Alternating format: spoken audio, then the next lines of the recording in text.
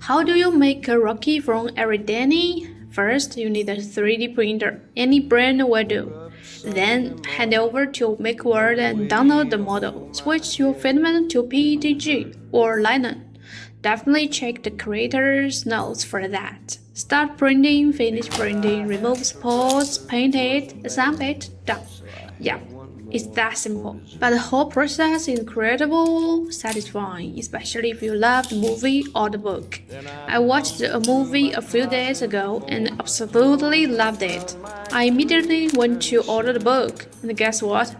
The English version was completely sold out, so I ended up getting the Chinese edition first, and now I'm just waiting for the restock. Anyway, back to the print.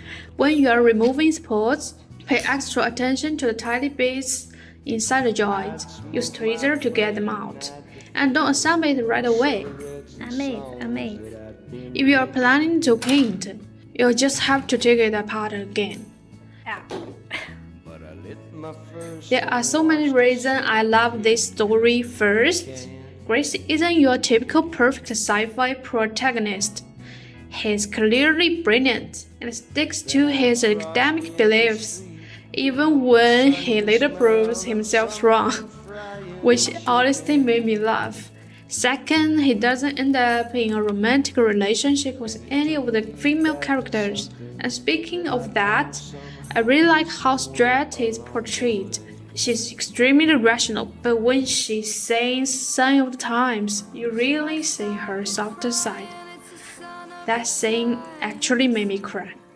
And third, in the movie, Grace doesn't go back to Earth. Humans tend to stick with their own kind, but honestly, if I were him, I'd probably make the same choice. Anyway, this turned into me rambling about the movie. I got way more to say. But hey, this is a 3D printing channel, not a film review channel. So yeah, just sneaking this one in. After all, nobody really watches my long videos anyway.